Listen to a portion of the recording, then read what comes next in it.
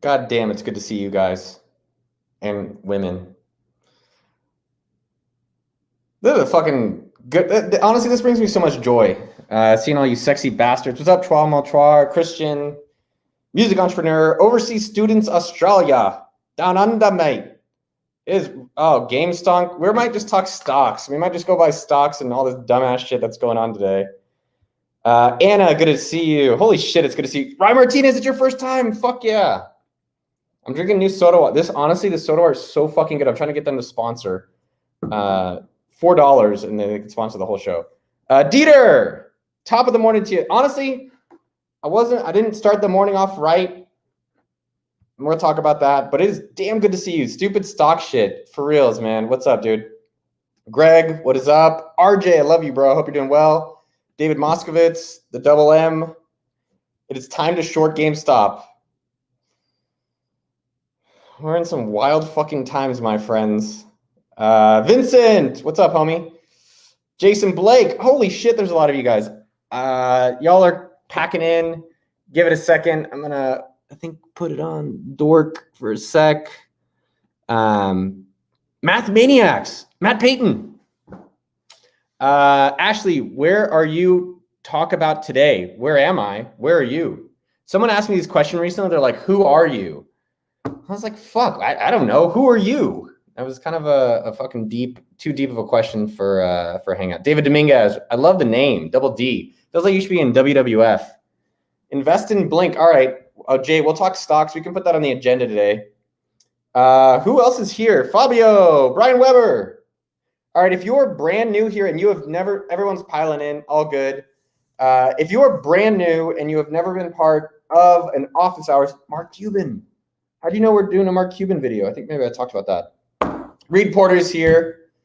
Drew Hitchcock. What's up, Drew? I'm going to be nice with you today. The team yelled at me because I was rude to you last week. Supposedly, I went on a date last night, and she said she's going to be here today. So we might bring my date on air if you guys are interested. She said she wanted to come say hello. If you're brand new, by the way, if you've never been a part of an office hours, I'm so fucking happy you're here. Throw a 1 in the comments if you're brand new. Brand new people, throw some 1 in the comments. Let's go for that. So if you're brand new, South Africa. Oh shit, I love South Africa. Beal Tongue, good to see you. Mike Brown, this guy won a laptop. You know how people do fucking giveaways? My mom always does this. She goes, now, did you actually give him the laptop? Did you give him the Tesla? Make sure you show him. I'm like, shut up, ma.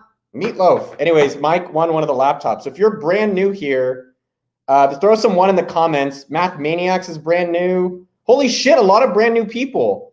Greg, Vance Street, Eamon Khan, Francine. Hi, Francine. Francine seems like a cool stepmom. I was thinking bus driver, but I felt like that would be more offensive. Francine, I'm really glad you're here. Eamon Khan, I love your name. Grow with Joe. If you're new, all these new people.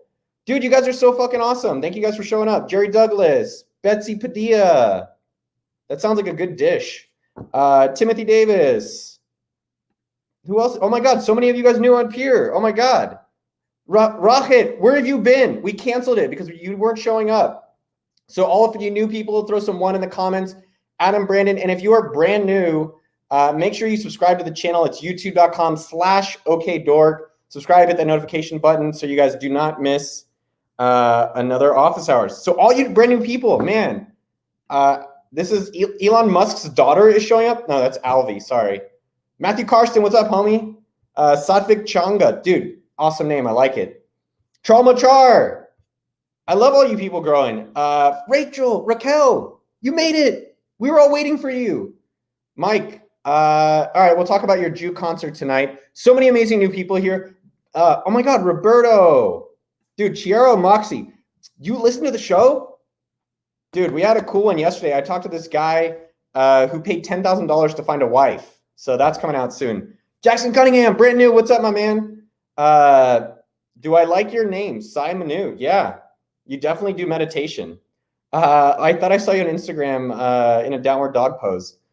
Robert Abel. Oh my God, so many different people here. A lot of you guys are. Is anyone here, by the way? I always tell people to subscribe. Is there anyone here not subscribed, by the way? Is anyone that's out these office hours not subscribed? What I want to do though is that if you're a returning person and you've been, oh, excellent dude, I'm so glad you're here. If you're returning and you are part of the underdog community, so underdog is what I call myself. It's what I call a lot of you guys. You guys are fucking awesome. So if you are not brand new here and you have been to an office hours, throw a yeehaw in the comments, and then we'll start jumping into the office hours. If you have not subscribed, okay, so some people are not subscribed. What I want to do is a quick shout out to all of the VIP underdogs. So these are people who show up, but yes, I am flattered they show up for this, but they show up for themselves. And that's fucking real talk. I'm really proud of them. I'm going to call out everyone who is here. So they're in our VIP Slack group. It's free. It's not some mastermind bullshit where you have to pay to be a part of it. But these people help each other. They show up and put in the work, and they're helping themselves. And I was thinking about them a few days ago. So fucking impressed with them. I'm just unbelievably proud. I don't know about y'all. I just feel grateful that I get to interact and hang out with all of you. It's so fucking cool. And if you guys want to be a part of it with them and me, it's right here. You go to this link, okdork.com/underdogs. You can apply, and Dieter and the other admins can admit you or not. Make sure you check your email, but go here and apply, okdork.com/underdogs. But I'm going to call out every single one of them. That link below is how you get into the Slack channel. So Tralwell Char, fucking legit. Emmett Naughton, VIP. Anna Fitzgerald, super down. I don't know if some of you guys, ideally vegan. RJ Youngling, super fucking legit. Yeet, my man. Mike Zielonka. Is this Holly? It might be Holly. Dieter is like the godfather of all of us. I want everyone to be a part of it. Some of you guys are returners. I don't know if you're in the Slack group. Guillermo, Jason Blake, Yoni, Roel. I don't know if you're in it, Roel. You should definitely be in it. Man, a lot of Indians here. That's cool. Craig Cole, what's up, homie? Love from India. Susie, yeah, I'm a small YouTuber as well. I'm glad you're here. Rocket, Wolf, Jason Blake, a lot of you guys, man, a lot of you returning people. So I just wanted to get a shout out to every single one of you. You guys mean a lot. It's not a Discord channel. It's because Discord bans people. I'm just kidding. I don't know. Jennifer, I think everyone who applied, yeah, Jason Kim, what do you mean? We've already been started. It's already 8 minutes in. We're almost over. I'm just fucking grateful for all of them showing up. If you guys would like to be a part of the VIP Slack group, you can. Kim, how are you not in? Pat, I just found you a few days ago. I'm glad here's Noah. Here's Pat. I love you, bro. Let's have a barbecue. John Dial, you're in Houston? I'm up in Austin. All right, yeah, Tromachar. Where's Edwin Singh? Edwin Singh, yes. It's just so fucking cool. And Halo Crypto, you just found the channel today? Sweet. All right, so if you want to be in the private VIP Slack group, go there, apply, and then they will likely admit most people as long as put in some work. Don't just hey, I want to be in. This is actually cool. I got this hat, El Jefe. It's like an AppSumo gift a few years ago. San Antonio. Marcel, how are you not in? Marcel, you should definitely be in, my man. All right, I am seeing, we can check out different things. I'm seeing if my friend showed up.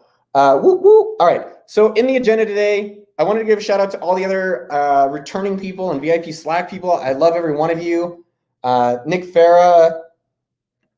Eldon, how are you not in, man? Eldon, you should definitely be in.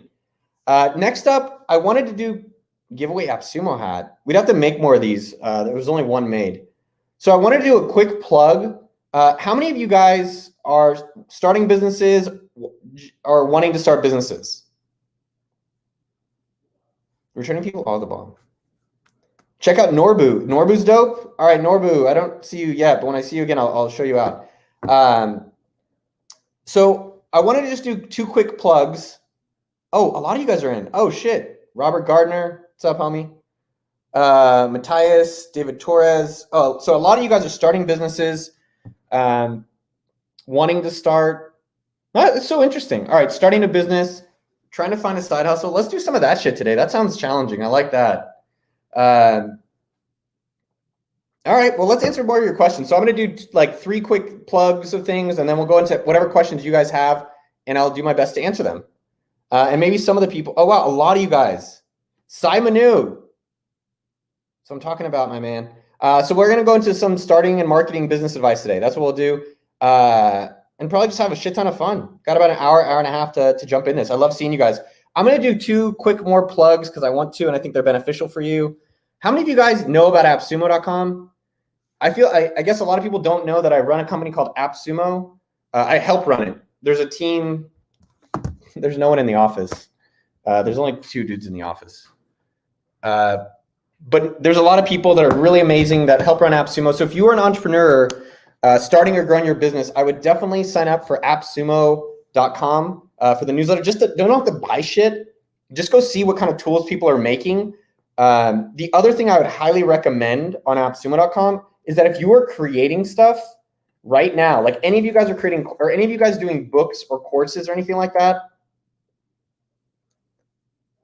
Brian Stout. Oh my God, you guys are all saying AppSumo is the best. That's so fucking cool. True story, or no, I'm going to tell you a lie. So let me lie to you guys. Buy GameStop. No. So here's a lie for you. I started a company to make a lot of money and have an office and try to get a lot of status. No, I think that's all true, actually. No, so when I started AppSumo 11 years ago, the whole goal was to make $30,000 a month or $3,500 a month so I could live in Thailand. So I never thought 11 years later there'd be like, I don't know, almost 100 people here, probably do $50 million this year or more. It's honestly unbelievable. But I think the point that I've been noticing for a lot of people starting businesses is they're chasing. They're chasing Dogecoin, Ditcoin. They're chasing GameStop. They're chasing AMC. They're chasing AA, AAA. And, I was sitting this morning thinking like, shit, man, I should have bought some of this stuff. And I was like, fuck no, that stuff's stupid. It is. I can't say the R word because Mitchell doesn't like me saying the R word. But find what really matters to you and focus on that. And I was thinking about this Dogecoin, all the stock stuff today with going crazy. And I was like, it's not stuff I would ever buy because I don't believe in any of those companies, period. I like the whole small David Goliath battle. That stuff's fucking cool. But I love promoting people like you guys. I like promoting software and I like those products. I don't ever play games. When's the last time I've been to GameStop? What are you using Dogecoin for? So my suggestion here is stop chasing the FOMO and just kind of come back into what is the business that's fun for me to do? And that is how you will make a lot of money for yourselves. I think these people that are gambling straight up on all this stock stuff right now, this girl I met, she's like, yeah, I'm an investor. I was like, okay, it's not that you couldn't be an investor. Women are amazing. I just was like, this is right now a time. It's when things are going up and it's crazy. Yes, you're an investor. When things are going down, you lose money. What do you call yourself? Yeah, a gambler. All right. So yeah, I'm in it for the memes too. If you guys have any good memes, let me fucking know. So my thing with AppSumo was I didn't chase anything finally. I was just like, hey, I like promoting things. I still like a good deal. I fucking love good deals. And so we did just open up our marketplace. So this is free and we're paying out money. I've showed you guys some of the stats before. I'll show it to you guys again. This is how much we're paying out a day to people that are on the marketplace. So check this out real fast. I can't show all the numbers because I'm trying to keep people's stuff private. Now I got to log into the Google Authenticator. Hold on. Hey, by the way, is Kara here? All right, I am showing my screen. Hold on. If you guys know, if you've been a part of these office hours, I show a lot on my screen about what we're actually doing. Sorry, it's going to show all of our revenue. The team is doing awesome. I feel blessed. I don't know how we've been so lucky. Well, I know how we've been so lucky. We're lucky. All right. So this is how much, by the way, that the creators like you. So if you have a book, if you have a course, if you have software, go to appsumo.com/sell. It's right there. I don't know. The numbers are small, but Can you see these numbers? This is daily payouts to creators. If I was not doing YouTube and I didn't work at AppSumo, I would be making a book or a course or software, getting it on AppSumo, and making money. I think you guys can do that. I would do this, or I would do some YouTube stuff. I think those are honestly the two biggest opportunities. If you want to do an Airbnb, you got to go buy a house or do something creative. You want to do the stock stuff, you're gambling. I like money that's controlled and predictable. Like all the other stuff is not controlled. It's like you have no control over the stock stuff. So focus on something that you can control. Don't do hope. I think hope is the worst business model out there. I fucking hate hope in business. So right now, Kit Pang. I love Kit Pang, dude. Kit, make sure you're in the Slack group. Oh no, I think you don't want to be distracted. It's not distracting. It's an amazing group. James O'Donnell, good to see you, homie. Real quick story, by the way. I met James O'Donnell at a bar in Israel. So if you guys ever see me out, say hi to me. It's so fucking cool. And now we're buddies. So we are doing a hybrid model. So what's our split is what, and we can talk YouTube, we can talk any of this stuff. So how much do we keep versus the creators in the AppSumo marketplace? Let me pull up the marketplace, by the way. So the AppSumo marketplace, we pay you 70% of any sale that's from an existing customer and 95% if it's a brand new customer.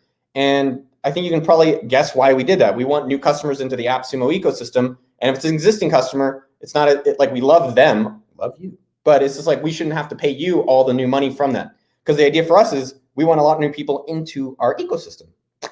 All right, so that is how we do it. And this is what the AppSumo marketplace looks like. Where is it? It's all of these products that are honestly created by people just like you. I can't talk numbers because it's private, but some of these guys and girls in here are making 7 figures a year.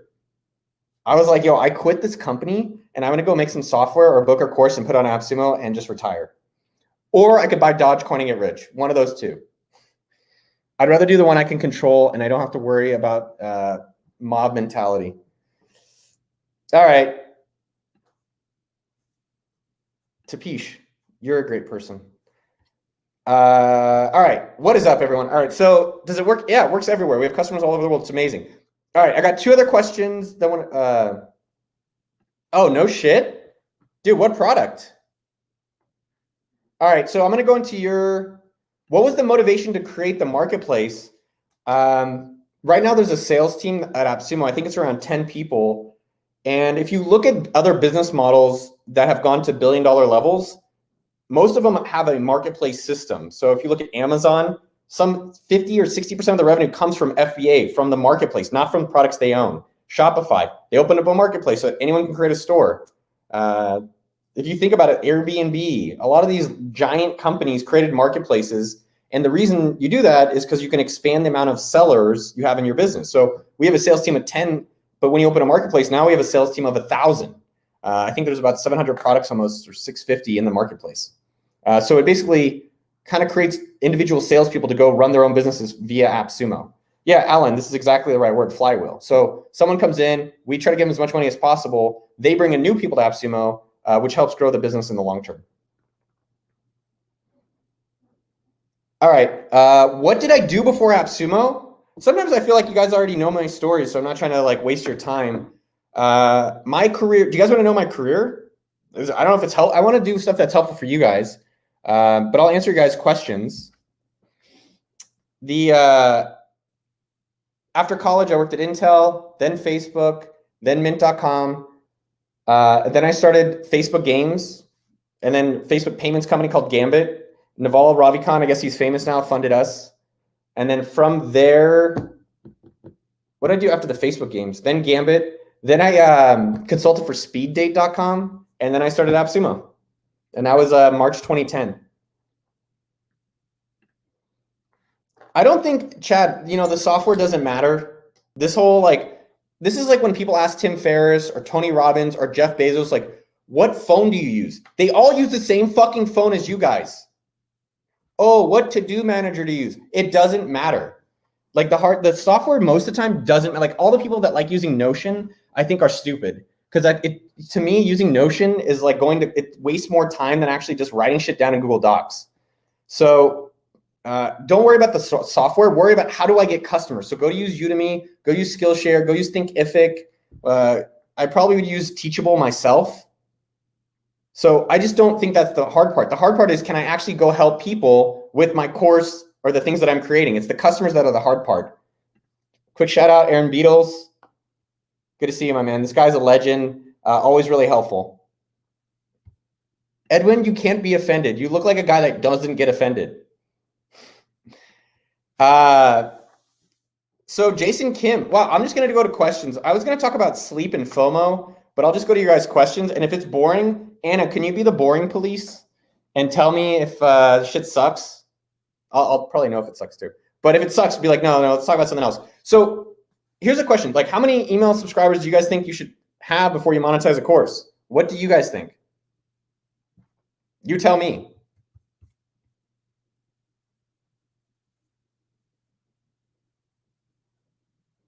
Dude, Edwin Sing's a dad? Doesn't look like a dad. Looks so young. So I'm just going to show you. So in terms of course, I've created one course. It's called monthly1k.com. I think we've had around 10,000 students in it. What I've learned from creating that course, which is still around, is that it doesn't matter how many email subscribers. What I've personally learned from this course is that I try to help people one-on-one, hand-to-hand combat.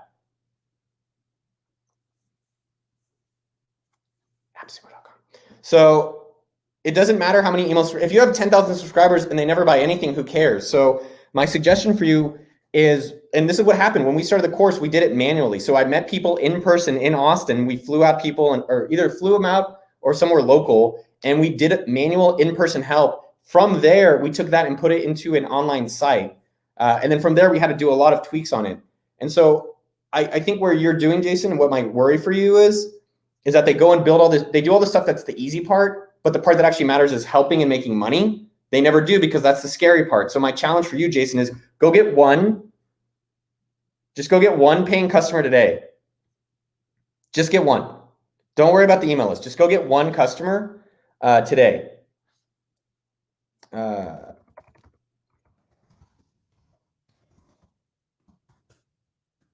So that's all I would do. Sorry, I was putting in a lunch order. All right, that is answering that question. Is Skillshare the best? I think what's interesting now about food companies or teaching companies is that there's all these platforms that you can cheat on. So what do I mean by that is that if you're creating any course, what I would personally do, I would do YouTube first, but then there's Skillshare, Udemy, Teachable. There's so many places now to promote your courses. It's just like Mr. Beast Burger. I think a lot of you guys have seen that video. Go and put your burger or food company on Grubhub, DoorDash, Uber Eats, whatever the fuck is out there. Etsy, take advantage of these, take advantage of these platforms. What music am I into? Actually, I'll play. So I don't know if I can't play it because then we can't leave the video up afterwards. And normally we take these down. But this guy is literally the best right now in rap. His name is Moray. I'm going to play it anyways.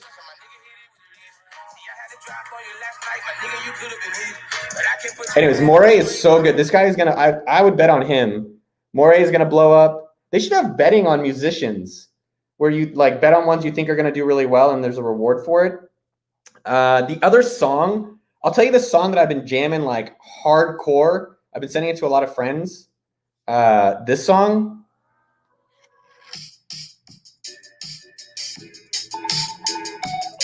This is Roger coming Jamaica. Woo! I'm just going to leave it on a little bit.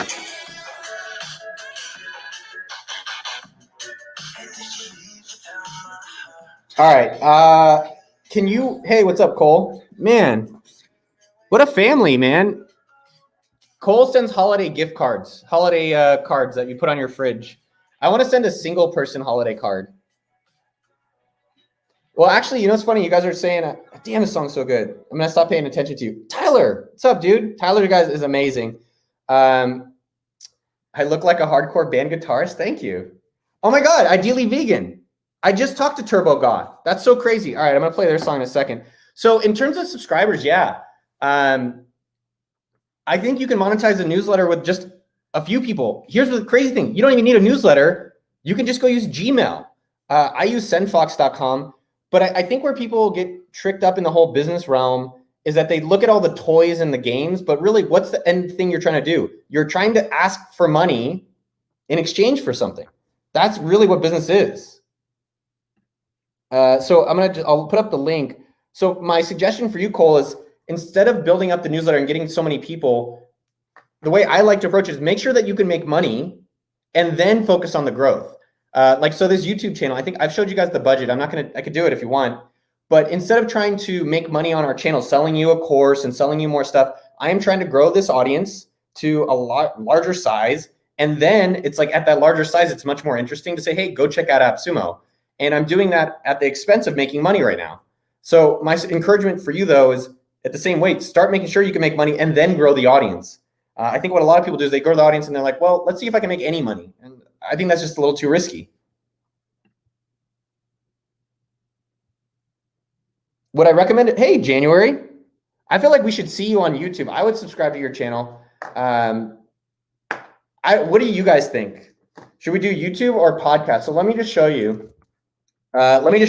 So I'll show you very specifically why I'm doubling, tripling, 10xing down on YouTube. So this is my podcast stats. So I've been podcasting now for 3 years.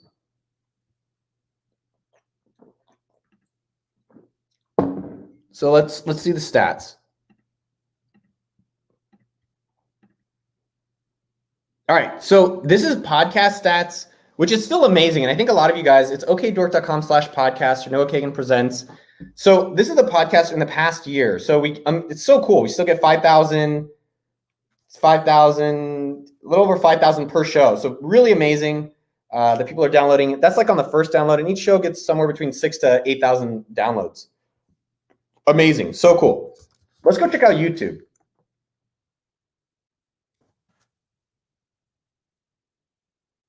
So on YouTube, I guess you could look at his subscribers and so forth.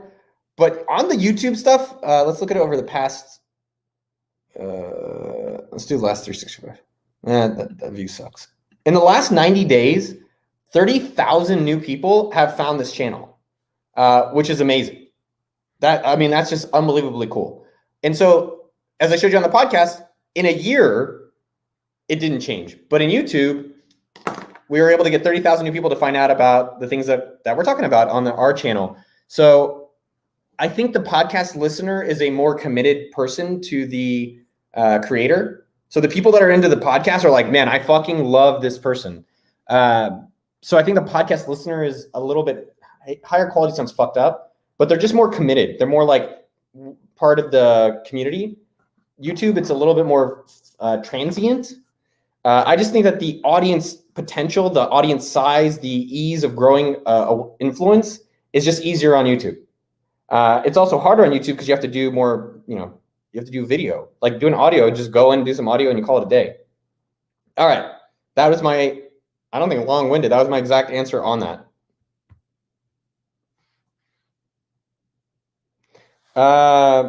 So what's up, David Torres? Good to see you, man. I swear I saw you in that, I was trying to think of a funny joke. I don't got shit. Interviewing amazing people. I think video podcasts don't do well on YouTube unless you have a really nice setup. Unless you have like a high production with a bunch of cameras and shit. Most people, oh, there she is. Okay, Kara's on. We're going to bring on my date from last night to the show in a minute. But I think what a lot of people do is they diarrhea out on YouTube and then they're like, why aren't no one watching? It's because it's fucking boring to watch. YouTube is for entertainment. I think the other thing with podcasts versus YouTube that I've experienced, and I'm curious if you guys notice it too, podcasts, like I have a committed time. Like this is my toilet time, or this is my gym time, or wash dishes, or commute, or my biking. And in that time period, it's really hard to trade something in for it.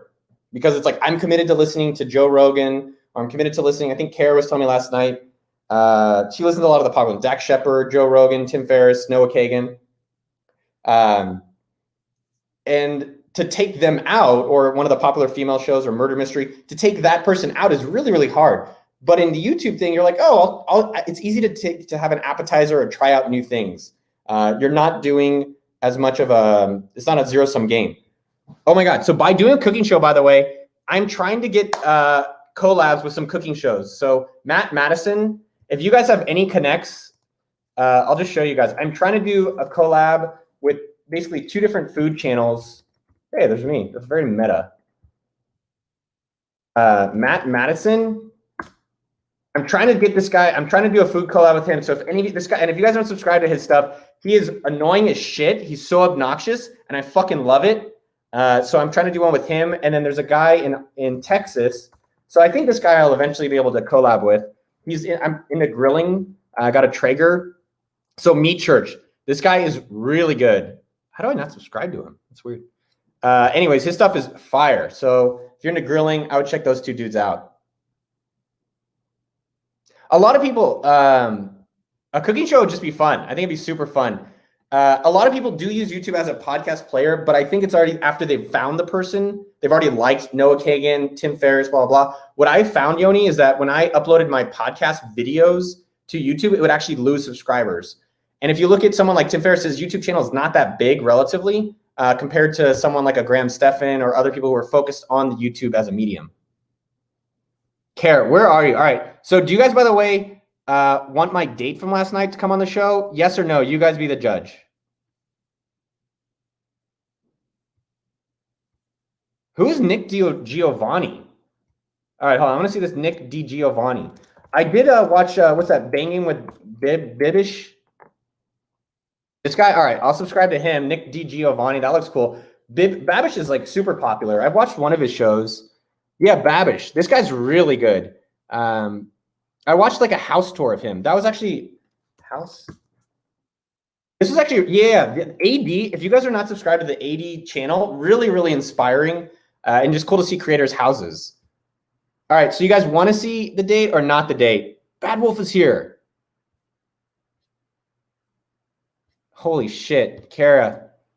All right, let me see if she'll actually come on. She may not. I will invite her. Funny, let's see. Kara, I'm sending you a link. I'm gonna see if she'll actually come on the show or not. You guys, I mean, by request. Who's Craig Duchit? Kiefer Cox will come on. Oh, hold on. You guys have a lot of food shows. All right. Cowboy Cooking. Hold on. I'm gonna look up some more of these food shows while I don't know if she's gonna come on. I'll show you a picture of her if she doesn't come on, but I'm asking her, and then we can interrogate her on the show. Oh my God, there's so many fucking cooking shows. You guys are wild. I had no idea. Kevin, that's what I'm talking about, my man. If the date doesn't come on, no more second dates. Oh, West Africa. That's so cool. Have I seen Gordon Ramsay? Yes. Jennifer, I appreciate that. Jennifer's like only if she wants to, which is fair. That's, you know, music entrepreneur, you got, forget your name, but I think that's kind of fucked up. It's interesting. Someone said to me, I talked to this guy, Joe Cohen. Oh my God, you guys have so many cooking shows. All right, I want to do some collabs with these cooking shows. That's gonna be wild. But yeah, I think one of the things I think about that, because it happened to me recently, is we only focus on what we didn't get, but all the girls who do respond are hopefully women. I mean, I think you're probably into women. The ones that we do respond, we're like, okay, but the one that does not, for some reason mentally, like that disconnect is really hard for us as people.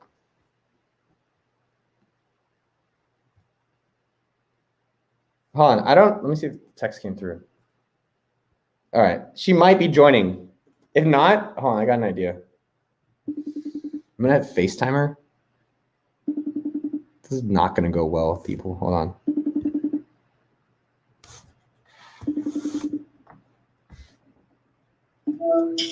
All right, hey, she did show up. Hold on, let me turn off the banners. Huh? All right, so, hey, how are you? I'll open the link. I'll come on. Oh yeah. All right. I'll see you. All right. I'll see you on there. Wow. All right. So I guess she's gonna come on the show. What questions do we have? Music entrepreneur. Do you do a cooking contest? Dude, Tyler, I like this cooking thing. All right. We're gonna do some cooking show. Dude, she came on. All right. That's cool. She said she's at the gym. But she's going to come on the show in a little bit. Do I think while she's not going to want a second date? Do I think there's room? I think there's room for unlimited business. There's literally unlimited money out there. Like one of the videos that's coming out recently, it was interesting to think about. Right now, today, all in one, dude, good catching you live, my man. Right now, today, Shaggy Ellis, good to see you, dude. Today is literally the best time ever to start an online business. There is unlimited money out there for people that are willing to work. Unlimited. YouTube channels, paid newsletters, e-commerce stores. There's just still so much money out there for the people willing to put in the work. So yes, if you want to start an outsourcing translation business, yes, you can definitely do it. If you have any ability to put in work and you want to have your own career, and honestly, some people should just be employees. It's not bad sometimes. All right, Kirsten. So we talked about this a little bit. Let me see if I have the article about it. Oh, I do have an article. Yeah, so right here. So I don't want to, oh wow. It actually only put up a porn. Oh, the date's on. Do you guys want the date to come on? Here, I'm going to post a link. Kirsten. So if you go to okdork.com/marketing-strategies, literally it's exactly everything we've done on how we created a course that sold millions of dollars. It's monthly1k.com, so you can check it out there. My suggestion is do it manually, document that, and then take the documentation and then put that online. And really in the beginning of it, really just go one by one with customers instead of trying to get so many. I think a lot of people are like, how do I just expand? Just start it slowly to make sure your course works. And then I would be interested in how do we scale it, which is the second part. All right. So do you guys want to see the date again? She's actually in the green room. Jeevan Baines, we're going to talk stock market in a bit because I think we're going to do a fund. The 1K course is great. Yeah, monthly1k.com. All right. You guys want to see the date? Yay or nay?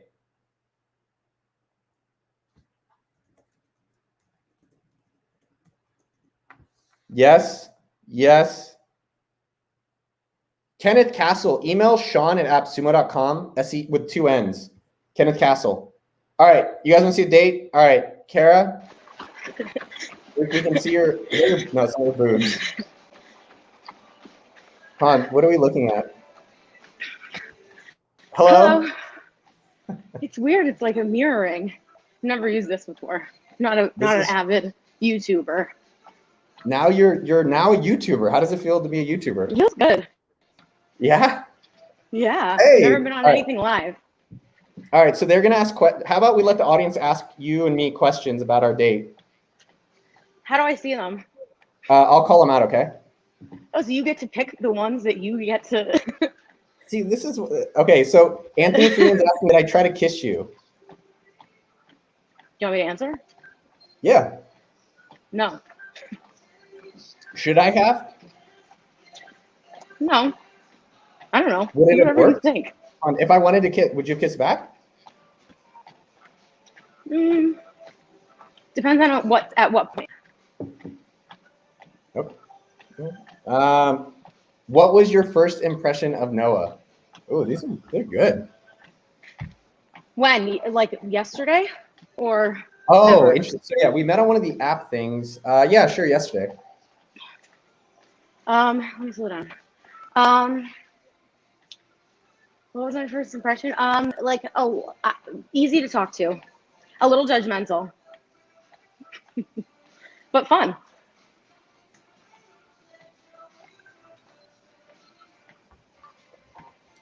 What's your job?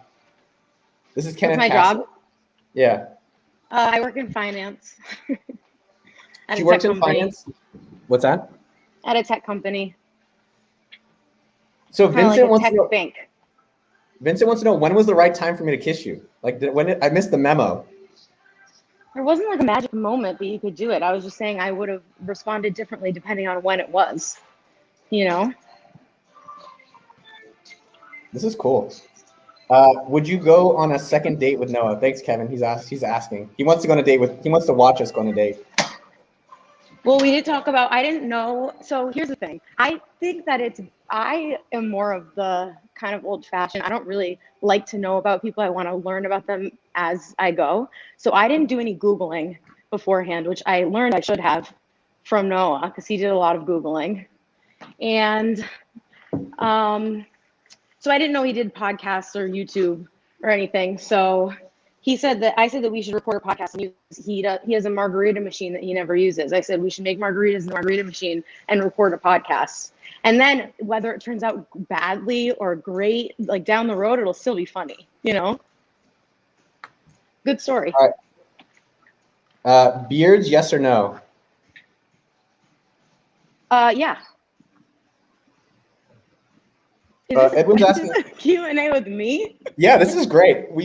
I think we met. Which app do we do? Hinge? I don't know.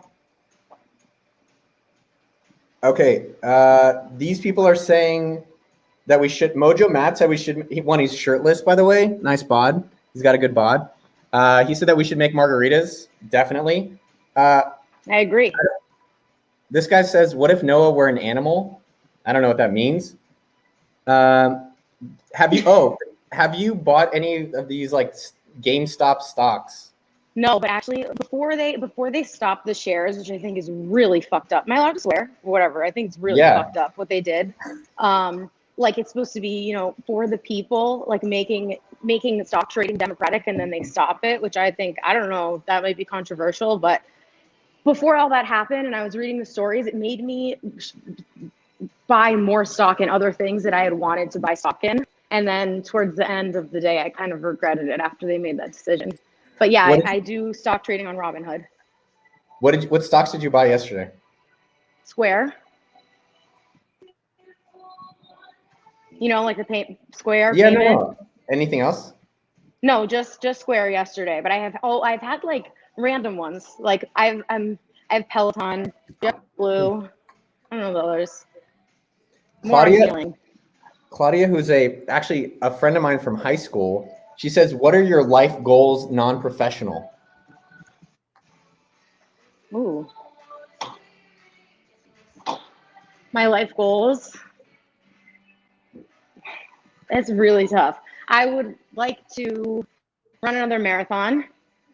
I would like to do really well, and I really like kind of big like races, things that challenge you. I want to travel more. I want to go to Vietnam. I want to go to Japan. And I want to keep living in Austin.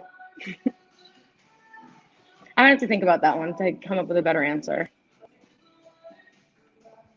Jerry Douglas says that you're lovely for putting up with this cyber school yard routine. I don't know what that means. Yeah, in the gym. In the gym. What was the best part of the date? This is from Anthony Freeman. When you got home? Yeah, I was gonna say the drive over, and then it all went downhill from there. You were very nice in the drive over. There were points that were, you know, you can be, you know, I like honesty. You're brutally honest. So your favorite part was when I picked you up to when we got to the place, and that was it? No. But that was a good part. No, probably when we were in the hotel and we were just talking about, I don't know what. Talking about you. You seemed a little bit more comfortable then. Wow, these people this is interesting. So John Dial said, where do you see, he wants me to do a voice. He says, where do you see this relationship going? How would I know that? I don't have no fucking clue. Did we eat food? What kind of food? No, we did not. No. I had some, we went to drinks. There was 2 different places. I had some drinks. Noah's not drinking. So it was kind of drinking solo there, which is fine. Oh, these are some good ones. If you were to give feedback to me on the date, what would it be? If you want to give me feedback that you don't want, like I would say if you want to not tell me what you're thinking, then be a little bit more like hide your emotions a little bit more. Like I could tell that you were, remember when I told you were a little cold for a portion? And you were like, yeah, I'm very dismissive. So that would be just like, if you don't want to say something, then hide it a little bit better. And what other feedback? You're very you're very inquisitive. Also another tip: give me a minute to ask you questions. How do I? So should I be like, hey, do you have questions? But I don't think you can say like, hey, do you have questions for me? It's kind of a strange thing to say. No, but I do. I'm as curious as you are, and you're very curious, and I understand why you're doing it, because I'm the same. Okay. Did dating Noah sour you on dating? On dating apps, I've only been on like 3 dating app dates ever. So I wouldn't, the sample size I think is too small for me to make that judgment.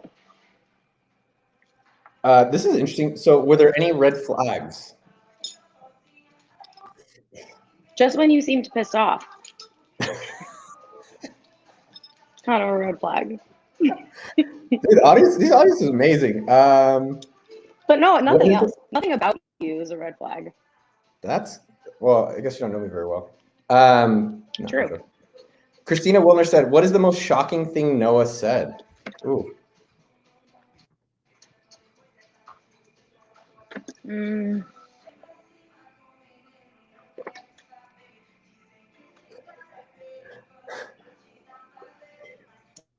Well, I was shocked that he was shocked that I didn't Google him, which I should have, I guess. Oh yeah, you I were don't know. shocked about that.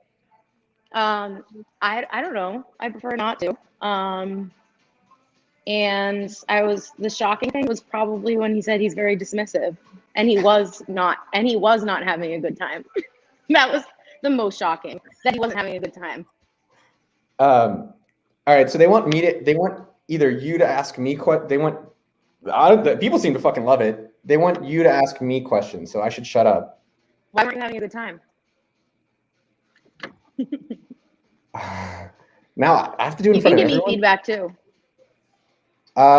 Just do it in a nice way. I'm working on it. I think the 2 things for me was, well, maybe, I think one, I probably should have shut up to let you ask questions. Don't Because repeat remember, what I said. You asked me about flying, and then I liked it. I think some of the things you said were confusing. You'd be like, hey, go left about goals. You're like, I don't like goals. And then you say you hate goals, and then you like goals. And yeah, so it felt that there's a moment where you like clarify instead of making a judgment, right? Well, okay, for the audience, she literally like half an hour, she's like, goals suck, goals are great, goals suck. And I was very confused, and I was just dismissed. At that point, I was like, I'd rather go home and play chess. The audience, that is exactly what happened. We went back and forth for 30 minutes, and all I said was, goals suck, goals are great. Goals suck, goals are great. That's all she said. It was unbelievable. I think I guess the questions was interesting. It's funny, the day was fine. And then like we got to a point where we just started having it was just like no pressure towards the end. Remember, like at the hotel, you're like, hey, you didn't seem like you had fun. And I think I was just like somewhere else. And when I just kind of like let go and just like enjoyed it, it was really nice. Good to hear. RJ says that I found my match. RJ's do you know that person? Yeah, well, I know a lot of these people. They come every week. So, this is by the way, you should always Google your dates. I guess it's good to go and like with a surprise. I don't know. It takes. I see the value, but it takes a little bit of the fun out of it.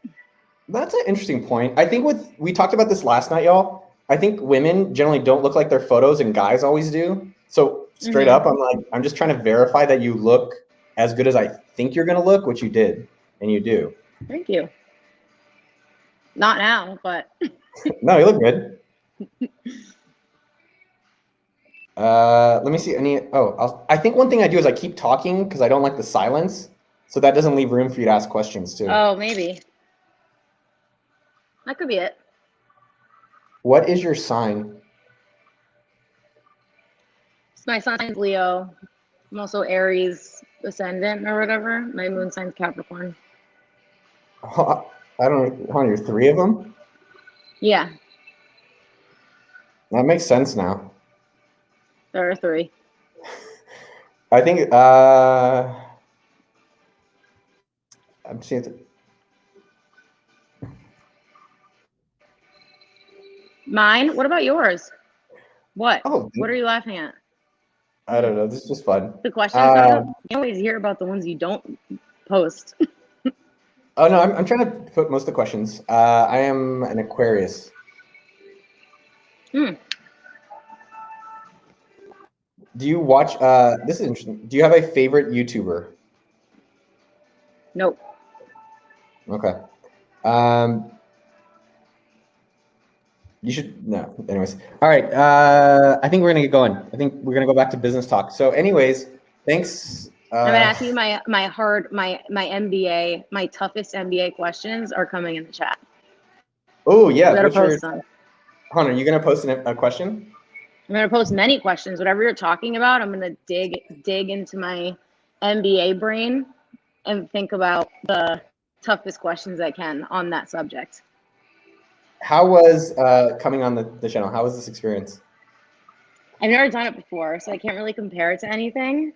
I don't even know. I don't really know, like, if these are people that you know personally, or if these are just random people that are watching me, or if, you know, I don't know if there's 20 people on here or 200.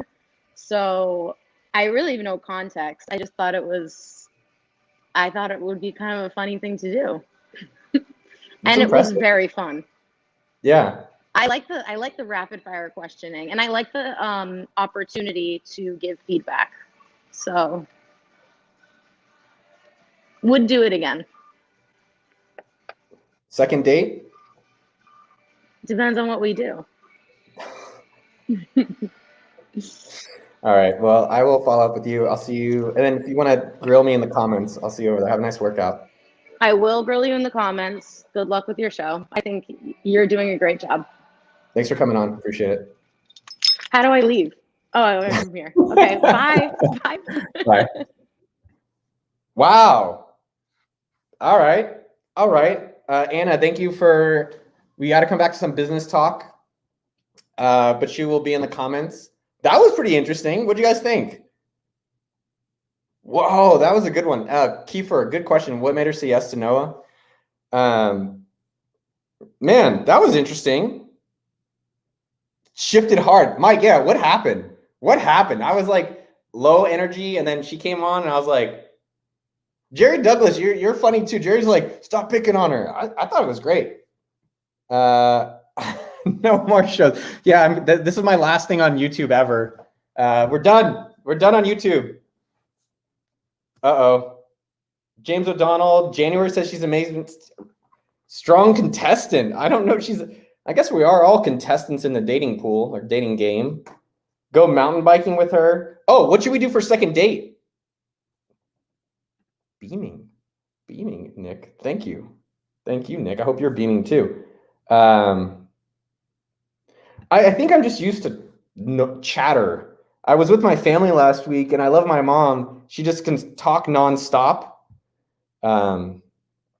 Oh, where's Katie? Katie, that's a great idea. I'm write that down on my to-dos today. Office hours, check. Chess class, check. Send nice GIF, check. I like your thinking, Katie. I got some good takeaways. I know we're talking business, and a lot of this is startup marketing. It's just kind of fun. So I like doing the fun stuff. Laser tag.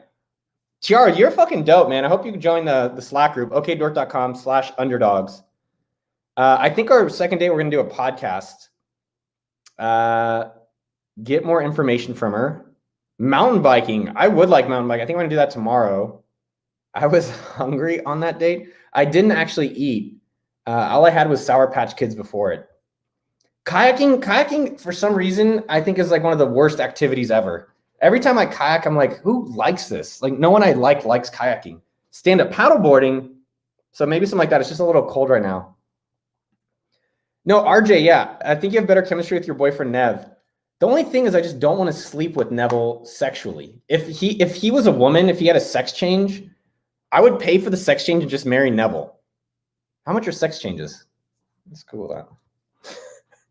And we're getting so off the fucking rails here. How much is a sex change? All right. How much is it? 30,000? That's really not that much. All right. I'm going to text Neville and see if he'll do a sex change. All right. Hey, why don't we call Neville and then find out? Anna, am I going too far? All right. Come back. Fine. All right. Am I buying? No. Okay. I got half an hour more for your guys' questions. That was fun. Anna, you're right. You're right. You're right. I got off the rocker. Change topic. I'm changing topic. I got it. Don't go anywhere. Stay with the party. So what questions do you guys have in your businesses?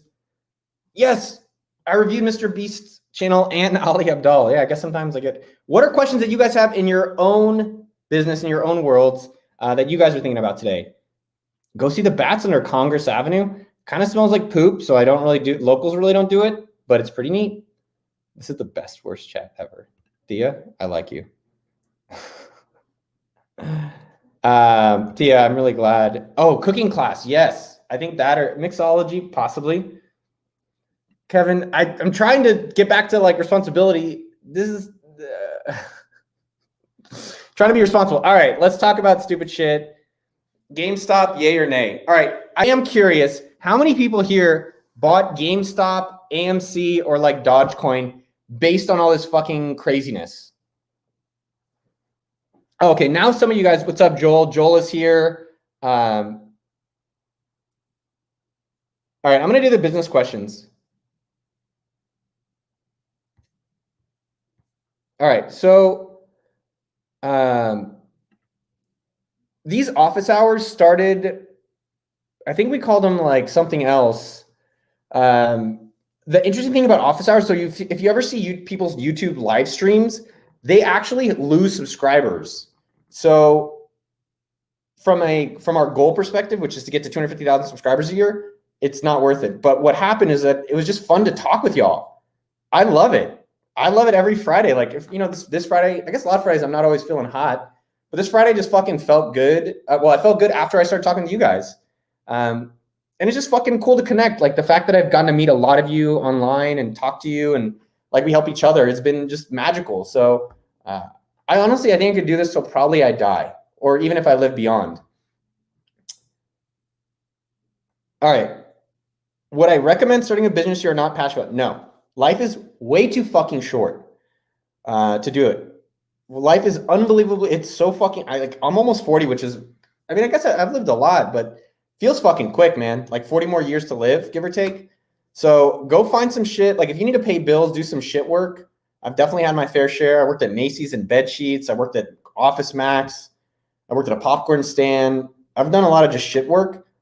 But I think at the end of the day, it took me till like 30s to be like, let me just focus on the things I really enjoy.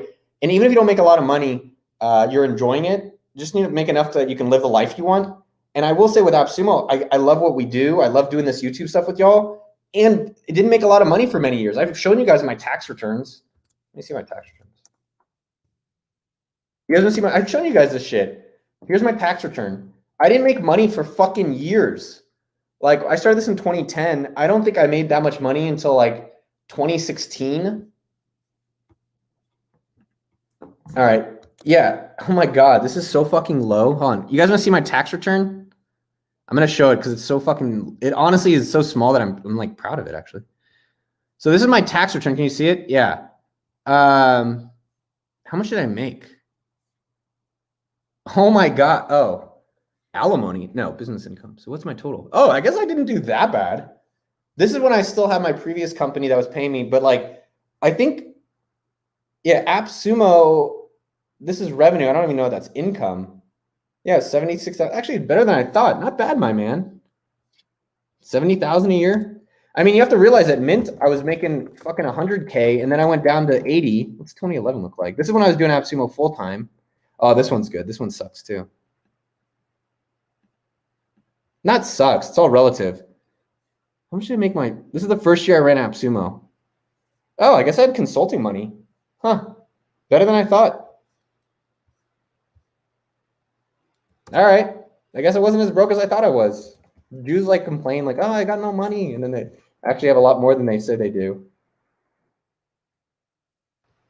I swear to God it. All right. Yeah, I made like 70,000 for years. Which it sounds like a lot, but I was living in Silicon Valley. I was making 6 figures working at Mint in a startup. So there is a trade-off in how much I could have made. And then only maybe in 2017 did I start really paying myself from the company.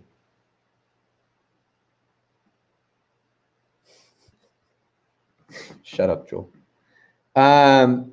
What books or courses do I recommend for someone interested in becoming a salesman or marketing? The number one, okay, I'm going to give you fucking concrete stuff. Yeah, 70K in Silicon Valley is like, janitors make more than that. I'm not joking. Like, if you're a cleaning person, you probably make like 20, 30, 40K an hour, which is, if you do that annualized, plus if you're not W-2. So I'm going to just tell you the exact things. Keep on the questions. I'll stay another half an hour. So the number one thing to improve as a salesman or saleswoman or a marketer is to sell something or to market something. That is the best fucking way possible. Market your YouTube channel, market a product. Like, I learned marketing working at Mint. I never did it officially, but at Mint is how I learned it. So my suggestion for you is find anything that you like, even if you're not working for the company, and go sell it. That's a great way to get the job, by the way. That's the number one fucking way, period. Okay, but no, really, tell me the books and courses. So I'm just gonna show you the stuff that I've used that I think is amazing in sales. Okay, so I'll just tell you, these are stuff that I can personally, that I've bought.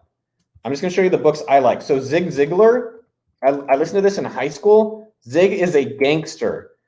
So I'll just tell you, Chua, I like the stuff that no one's talking about. Everyone talks about Grant Cardone or these famous fucking people, but that's like, if everyone's hearing their shit, how are you gonna beat everyone? I like hearing the people that people don't talk about. Zig Ziglar, fucking fire.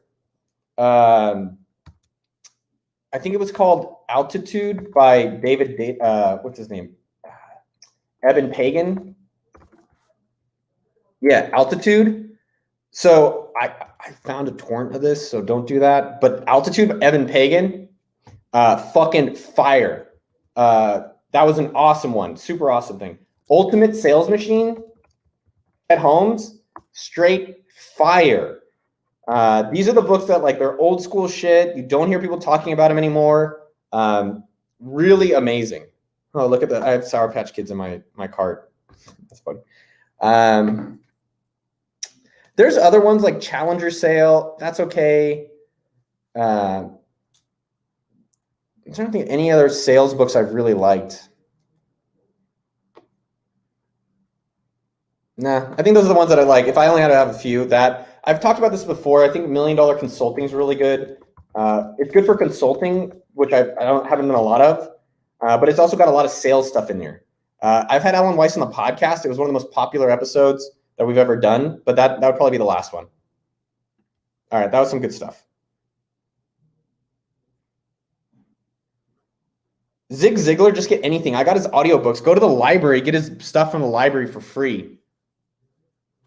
Ultimate Sales Machine is amazing advice. If there's any other ones, Maverick by Ricardo Semler is really good, but it's not really sales or marketing directly. Why do I hate Tony Robbins? Jesus, you guys are funny. Gap selling. Hey, Nils. Nils is a stud. He's awesome, man. And Kevin Yee, if you're not in the Underdogs group, you guys should all be applying okdork.com/underdogs. I don't know why, Kevin, you're not there. Okay, so more questions. I want to answer more of your guys' questions.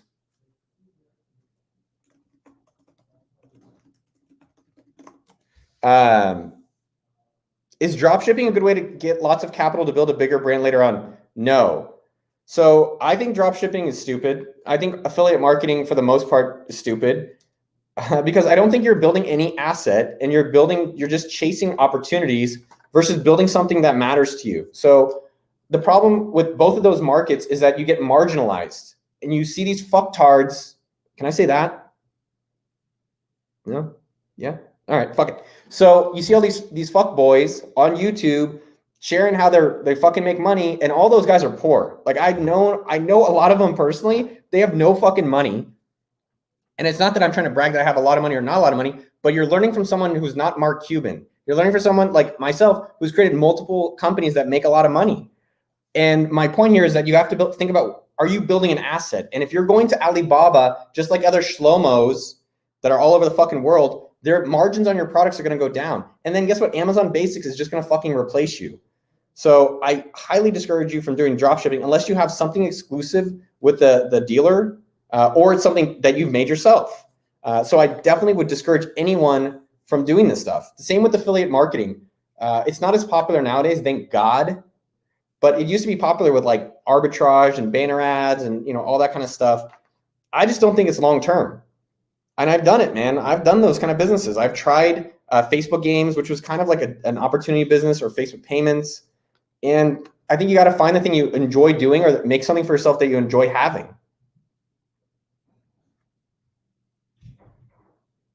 So Robert, what's up, homie? You don't need capital. Nate, tell me the problem you're solving, and I will show you how to do it for free in a weekend. No business needs money to start. So tell me what you're trying to solve, and I will show you how to solve it. What advice do you have for people scared to increase their expenses to invest in their business? So they keep their expenses low, but they limit their revenue. So Coach Arian, good to see you, my man. He was my wrestling coach in junior high. Remember when you had that talk with me in the locker room? All right, sorry, not sorry there, Jim. Kara,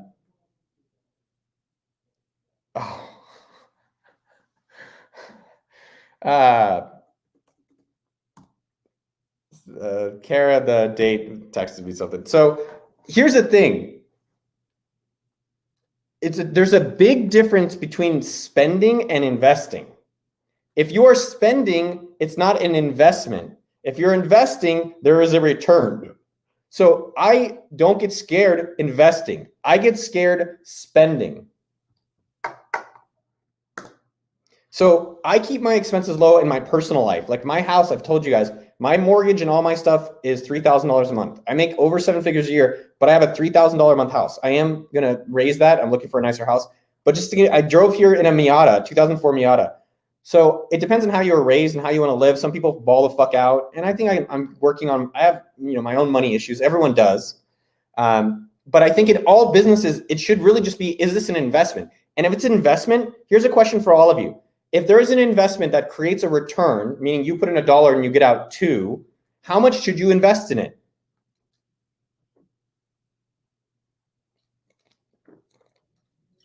Kiefer, you took a call during the office hours? He was in the comments saying you took a call. Yeah, I have an MX-5 2004 NB. So how much should you spend if you have a positive investment?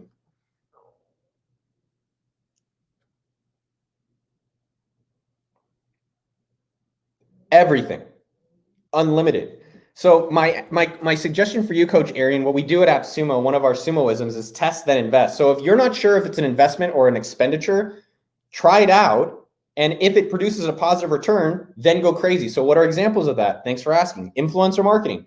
So at AppSumo, we've sponsored some influencers, Nick Nimmons and other people, and we've seen positive returns. So now we've gone from $10,000 a year to, I think the budget now is $100,000 a month because it works. So try it out on a smaller scale. And if it works, then go all the way. How much would I invest in Neville's operation? 30,000. Unlimited. Jason Kim, I don't know. So he's asking, how do I do direct sales for hospitals? I have a SaaS product. I don't know. So I don't know how to market to hospitals. The main question here that I would ask yourself is, how did you get the 5K MRR and then just do more of that? Jerry, yes, I'm a masturbator. John Law Fitness, what's up, dog? Advice for teens regarding business and entrepreneurship. Yeah, ask more specific questions and you'll get a better answer. And secondly, just start the two biggest things for, if you're under the age of 21, the two biggest things that you can fucking do, meet people, as many cool, impressive people as you can, or go be around impressive, cool fucking people, whatever it takes. And secondly, start things. That's it. Because when you get older, when I hit you up like, hey, can I, people hit me up, I hit people up all the fucking time. There's always, it's kind of transactional. but there's a purity and an innocence and a beauty in the youth. So start a YouTube channel, start your newsletter, start things today, and in parallel, start connecting with as many amazing, older, younger, interesting people as you can. Siddharth, I didn't see your question. I am 13. Holy shit, man. I got to turn off this like child porn stuff for our channel. It's so cool. There's a bunch of younger guys and girls out here watching our content. I hope it helps. I really do. So to make extra cash online, if I was 13, honestly, right now, the easiest thing, because you can't do Uber driving, so you don't have a license, I think probably it would be selling things.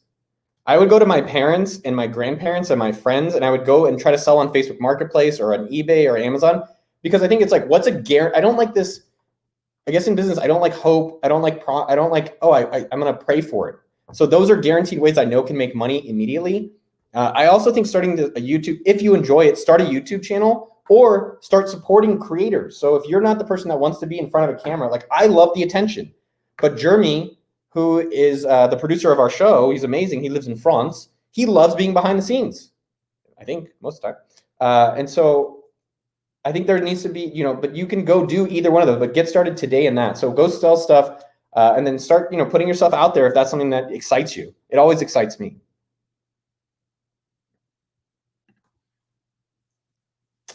So Kevin Yee, man, it's a great question. How did I end up getting to AppSumo? So if you're young and you're 13, it's the same exact question. I always liked money. I always loved it. And I always knew I was going to have it. I didn't know how, because you see these people that are millionaires or billionaires and you're like, well, or you see the houses or the cars. There's the TikTok guy who asks people how they got their car. And I'll tell you a funny story. I went to this guy's house. He was in my Jewish youth group and his dad had a Porsche and the house was in a really expensive part of Saratoga. And I was like, man, how'd your dad get so fucking rich? And everyone started laughing. And the guy was a proctologist. He like looked at people's butts all day. So there's a lot of ways of getting rich. I think what, for me about focus, I don't think my focus has really gotten good until this year. I know you're kind of surprised by that, but I knew I think what I did was I tried a lot of stuff out to figure out what I don't like and what I do like. And for me, I can't answer it for you guys, but try a lot of things out. I love tech. I grew up in Silicon Valley, 2 miles from Apple. I went to Berkeley. Like all my friends are working in tech. All my friends are starting companies. And so I was surrounded by it and I loved it. I remember AOL chat rooms with like Pamela Anderson pictures downloading. And I'm like, this is the coolest fucking thing. And then Napster and all these things. I was like, I can't believe I get to do this for a living. And so in terms of focus, I tried a lot of variances out. So I liked Facebook. I liked the tech hypergrowth company. I liked Mint because I liked money. But I was doing product management and marketing. And I was like, okay, product management. I'm not organized or thinking that way, but marketing I did. But I was like, I want to run my own show. And so that's what led me to Facebook games. And so with Facebook games, I was just like, I can make these shitty apps and make money and go live in Argentina, which is what I did. But the reality that I learned there is I like running the company, but like the guy who was asking about drop shipping and affiliate, I think those are shitty businesses because one, you're going to get marginalized, but two, I don't give a fuck about that. So with Facebook games, I don't care about playing games. I don't play any Facebook games. I don't like any of those customers. I didn't like really any of our partners. And so then it led me to say, well, after all the things I've done, what would I do for free? If I could do anything tomorrow without money as an issue, I would make videos for you guys and girls, and I would promote things via the videos or other ways. I'm going to do it anyway. And so the idea is like, now I can do that stuff and make money. It's unbelievable. So that's where it came today. And so in terms of AppSumo, I think what's interesting is that we've been doing this business 11 years. And the business, for the most part, is still the same. It is finding amazing software and for entrepreneurs and promoting it. And so I think that's the thing that's interesting about us is in a lot of successful businesses that they're almost still kind of doing the same thing. Netflix is still showing content. Google is still a lot of search. And so, a lot of the core that you're solving is the important part. So find something that's exciting for you to work on for the next 10 years. You guys have heard me talk about this in some of these videos.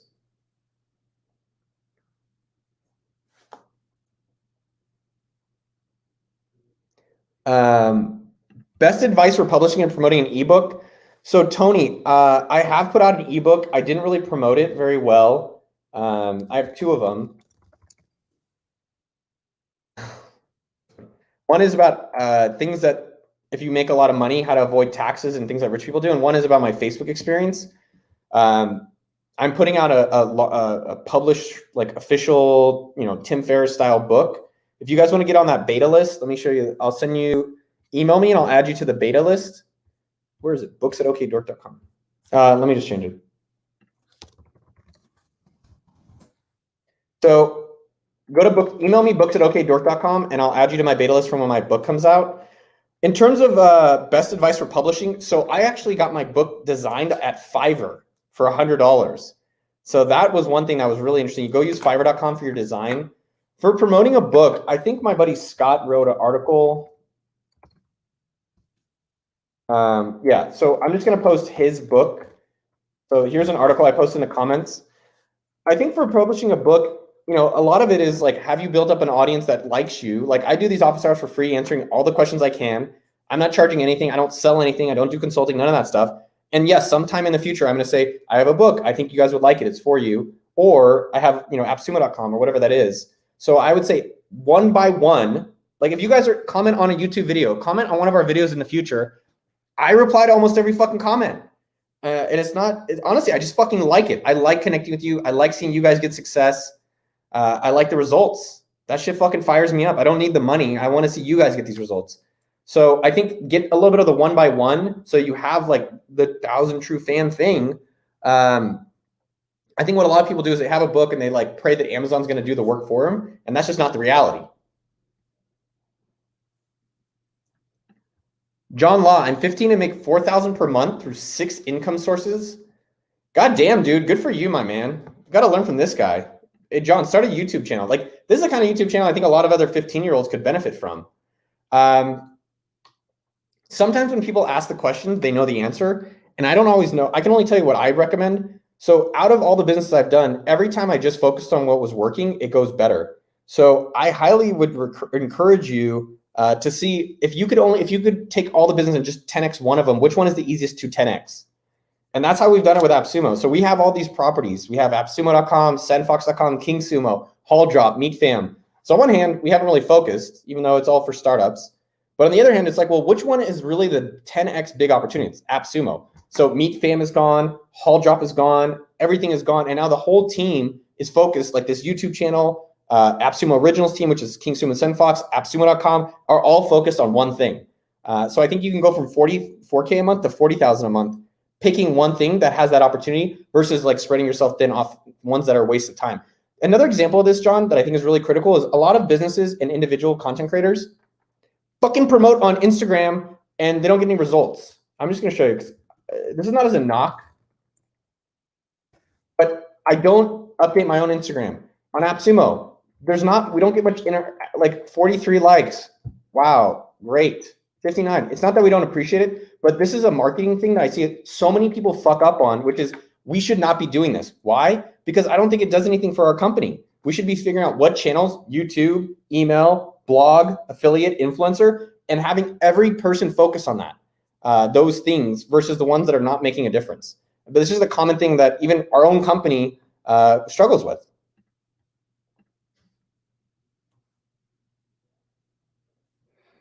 How can I advertise my YouTube channel? You buy YouTube ads. We're buying YouTube ads. You guys want to see the ads we're buying?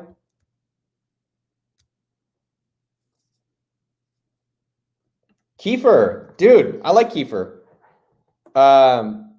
Holy shit, man, you're 23. I had my quarter life crisis at 25. I was like in the streets of Argentina being like, what's the point of all this? And then I just kind of was like, well, I guess it's going to have to be to have fun.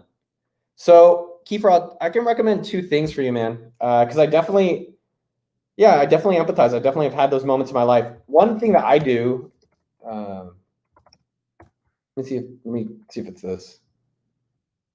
So I'll tell you 2 things that would help. Well, I'll tell you one thing. Go find other people that maybe are stuck, or maybe find someone that's not stuck, that's 10 years ahead of you, and see how they've gotten through that.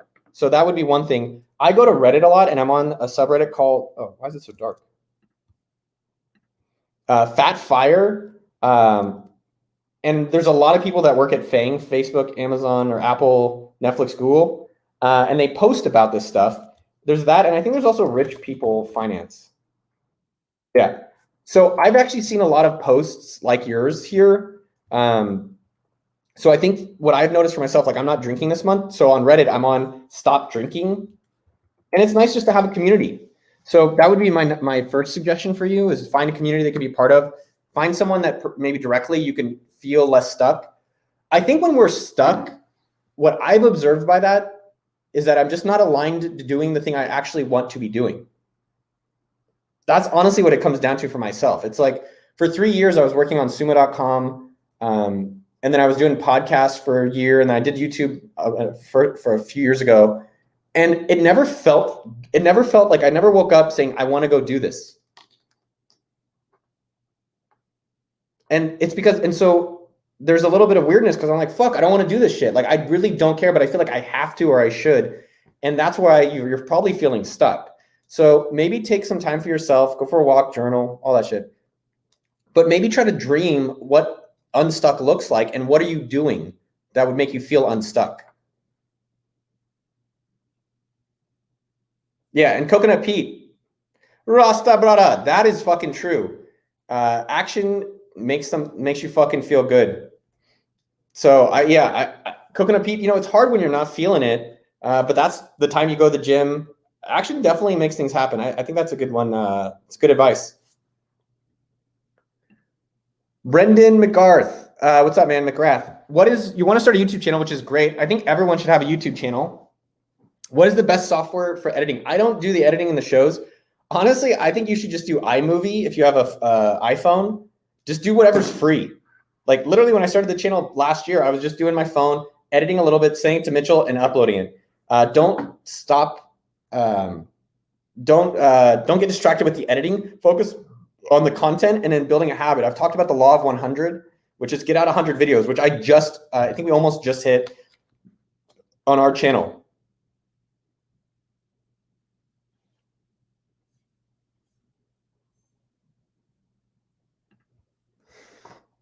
What's up, Dan? Dan's a stud. He's in our VIP Slack group. If you guys, I don't know if we can have the young kids if it's illegal or not, but if you guys are wanting to, help each other out, if you're willing to do the work, you should apply to our Slack group. It's free. There's no selling. okdork.com/underdogs. But yeah, I mean, I do wish when I was younger, I had more people that had the lives that I admired to see what parts I wanted to copy. Because they've already, I think we all think we're unique, and we are unique.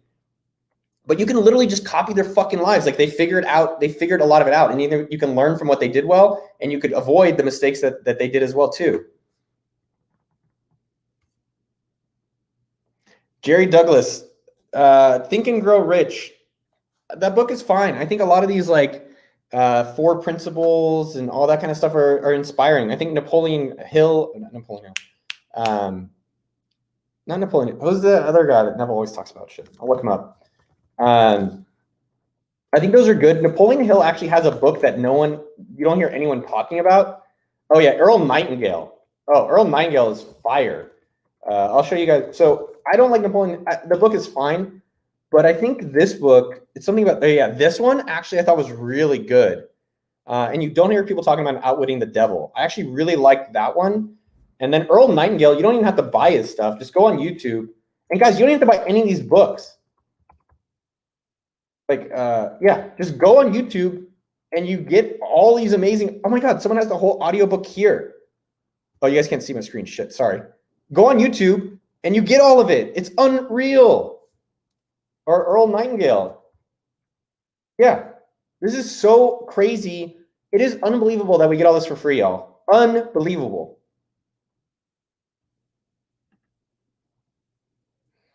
What are the main questions you ask when hiring a developer? Front end or back end, please and thank you. When you're using so many exclamation points and it's not urgent, that always kind of annoys me.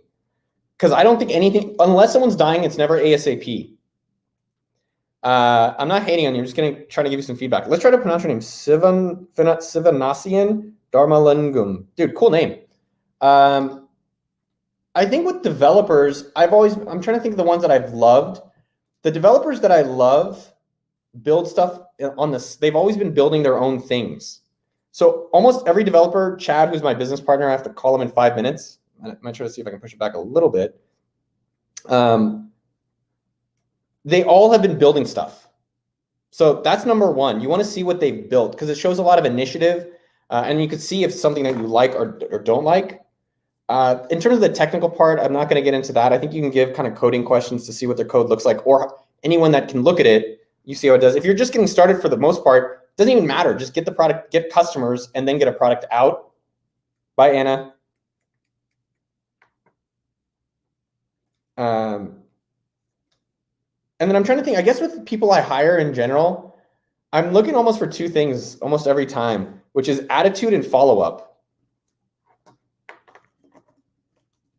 I'm telling Chad, my business partner, I'm calling him in a second because I'm finishing up the office hours. Anyways, that's kind of like the main things for me. Do we have a dedicated team for doing SEO on appsumo.com? Yes, there's a content team. Dean runs it. He's amazing. I don't know how many writers are on that team right now. Oh, Wolf, you're going for these questions that are, I don't know. I've had very different partner experiences. So I'm going to give you the short story because I think it's interesting. When I started my Facebook games company, I had no partners. I hired people, they became partners, and each partner thought they were the most important partner. And maybe all of them were, but all of us were like, and so it's a three-headed dog where each of us were going in a different direction, and so we didn't go anywhere. So when I started AppSumo, I did it by myself, and I brought on Chad, who worked for free, by the way. And Chad then became a partner in the company, and he almost left the company a few years ago. We had a falling out, and I thought I could run the company without him. I thought I'm the fucking greatest. You look at all these videos, Noah's rich, all this shit. And it turns out I could not.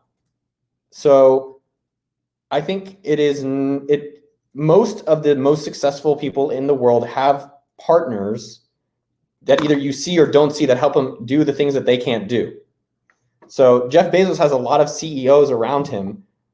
Steve Jobs had Tim Cook and Johnny Ive.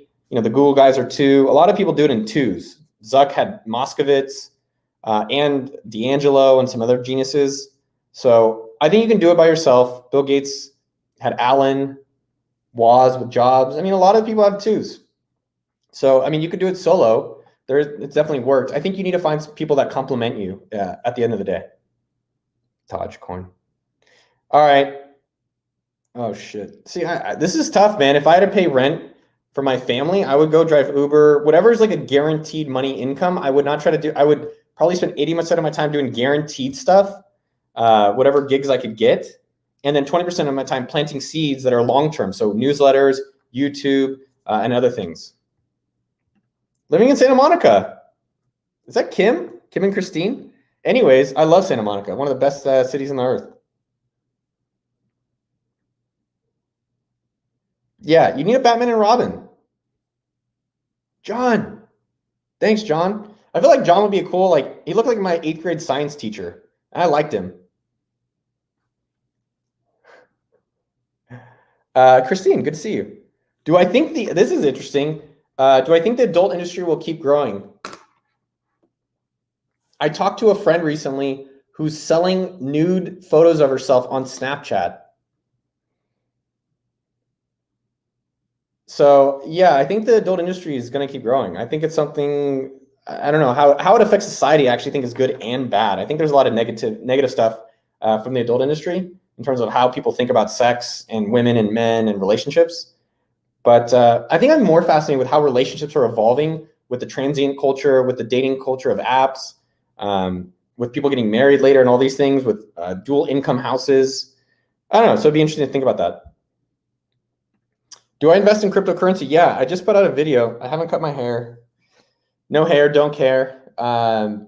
Yeah, I was a little annoyed I didn't buy the Dogecoin 2 weeks ago, but my stepdad and I talked about it with him last week. I just put out a video about all the crypto I own, so you can go see that. And I've shown it on the channel.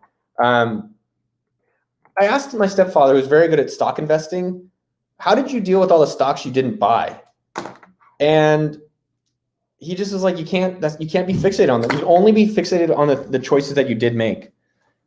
Because like the ones you did make, you didn't fucking do it. So you have to think, like one thing my friend did I thought was really interesting, Nick Gray. If you guys don't know Nick Gray, I love Nick Gray, nickgray.net. He hasn't gotten the .com yet.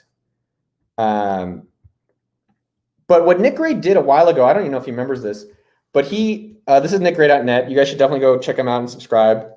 What he did I thought was fascinating is when he made a stock purchase or any investment, not any, but when he made a stock purchase, he wrote down his logic at that time. And I think what's fascinating then is that you can revisit your decision making. So if you're not investing in a crypto or you're investing in a stock or you're investing in your company, write down the day and the moment that you did it and be able to look back at that at a later time. So I didn't buy this house in Austin, and I think I've like dwelled on it or regretted it for like a long time. And one of the things on a newer house that I didn't get that I've been dwelling on now for a few months was I remember at the time COVID was happening and I lost 40% of my stock value. And I was like, this doesn't make sense to spend so much money and commit so much money when it's this unstable for myself. So write down what you're doing, why you're doing it. And now you can say, all right, well, this is my algorithm, and keep refining how you're making decisions and seeing if it's helping you lead to good decisions. If not, keep working on that algorithm. I think, honestly, this is just crazy with the companies censoring the former president, censoring Facebook groups, censoring from buying in a public market. That is unacceptable to me. And I think that's fucking scary. That's like 1984. If you haven't read 1984 by George Orwell, I recommend it. The bestsellers on AppSumo, I'll tell you the number one best-selling thing on AppSumo that always shocks me is stock photos. Stock fucking photos. Can't believe it. All right, guys, it's an hour and a half. Let's actually try two different things out. I'm fading. It's an hour and a half. I can't, every time I go beyond, because I love hanging out with you guys, I just kind of like start losing energy and it's not as helpful. I want to do two things, and then we're gonna close out the office hours. Number one, can I get feedback from you guys about what did you love about this office hours and what would you like to see improved? So if you could leave that in the comment right now, I would really, really appreciate it. Hey, Noah, I want you to talk more about this, and next time let's do that. And I will go and read all the comments. I'll do more of them. I'll try to make next office hours even better based on your feedback. So number one, can you guys give me feedback before you head out? And then I want to ask one more question for you. Post it in the comments below. So post it in the YouTube comments, and I will go through them and look through those.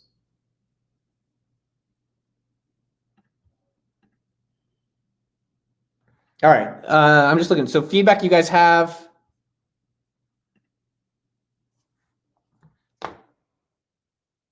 Anthony wants to come on a date.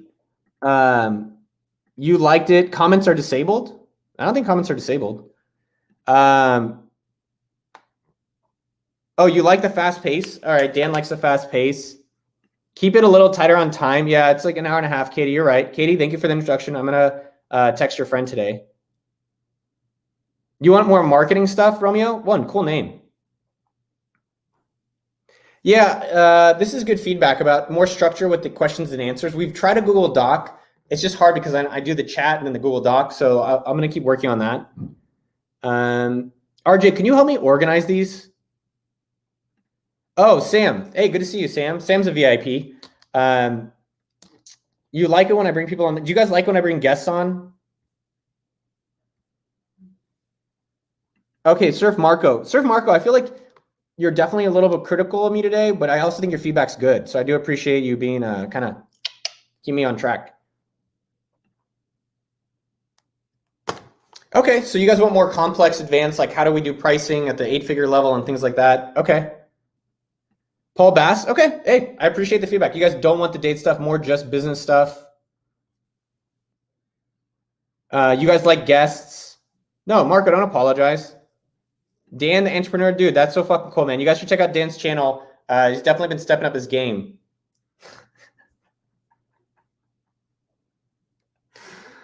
Karen's cool. She's getting cooler. The date was the best part, obviously. It was really fun, and I appreciated her. I don't think I realized how hard that is for others because it just seems like fun. Yeah, I like her sass. It's fun, really entertaining. Shouldn't be scripted, better to be random. Okay, so I get a little bit of both. Talk about passive income. I don't believe in it, so that's hard to talk about. You want more regular guests. Okay, Nevin Tynan. It was awkward and she was great. Excellent dude, seems like a nice guy. Oh, Rick R. I like this. So Rick, we're thinking about this. about making it more topic based. So you know if you're coming in today, it's going to be a date thing, or you know it's going to be marketing, or you know if it's going to be like passive, no, not passive income, but stuff like that. Kristen, ask me in the Slack group. Bryce, getting over laziness. It's interesting. Tiny again. Okay. And then here's the question I always end every single office hours is, what is one thing you're going to do for yourself today? That's how we end every single office hours. And I'll do my best to call out every single one of you on the show. Kiefer, maybe. That's cool. Kiefer, apply to the Underdogs group. Hit me up there. Catherine's amazing too. I love Catherine. If you guys are not in the Slack group, make sure you apply okdork.com/underdogs to get into our Slack group. It's VIP Slack of the most people who are willing to help others. They like what we're doing. They're an underdog and they're fucking do some work for themselves. As we end every single show, what is one thing you're doing for yourself today? And I'm going to do my best to call everyone out. Take a nap. Finish inviting my team. Hell yeah. Dude, Yoni. Good, dude. Food Friday. Yes. I like that. Paul Bass. Hell yeah. Paul, make sure you come subscribe over on the youtube.com/okdork. Oh, where's Devin? Devin just looks like someone I would like. Learn more about business tax law. Dude, Gecko. I like that answer, man. That charismatic, really? Come on. All right. Do whatever you're going to do. Daniel's not going to watch porn. Okay. Larry Taylor, go for a walk before it rains. Hell yeah, dude. I think I'm going to go for a walk too. Max V, maybe we can next week talk about feeling useless or lazy or if we're unsure what to do and we can all brainstorm what to do about it. Oh, Amir. Yes. Shabbat Shalom, everyone. Jews or not Jews, have a great Friday, great weekend. Gabe Herbert. Yes. Greg Weatherland, go for a run at 10K. Hell yeah, man. Ryan Martinez, join the Slack group and tell us if you actually posted the video. Do it by Sunday, man. This is one of those things. I'm going to write a script, but I don't have the lighting, but I don't have, Christ hasn't returned. Just do it. Do it. Get the video out.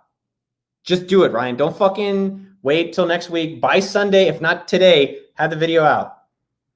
Rick R is going to watch YouTube. Kurt Mitchell, hell yeah, man. He's going to watch launch an e-commerce store. Coding Nuggets, yes. Get this guy in the Slack group. Do I use a teleprompter? Yes. Maybe next week I'll show you guys. We have 2 studios in the office. The teleprompter, honestly, I feel has been a game changer in the quality of the content we're making. And honestly, it takes me like 1/3 the amount of time versus trying to remember the lines. And some of it's ad-libbed. And some of it's scripted. It just makes it a lot more easier to have a higher quality content and higher consistency. Join the Slack group. Rick R is going to start a YouTube channel. Hamza, I'll answer your questions next week. James is going to ship his newsletter. A lot of you guys are going to join the Slack group. Dieter, I love you. Elton Qua, I love you too. I appreciate, dude, 3:30 a.m. You're such a fucking thug. That is awesome that you showed up, my man. I guess it's a little bit of both. Excellent. We do have the script and talking points. It depends on it. All right, guys. Hour and a half. I love every single one of you. Thank you guys for showing up. I hope you guys accomplish all the things you fucking want for yourself and have a great weekend. I love you. I'll see you out there.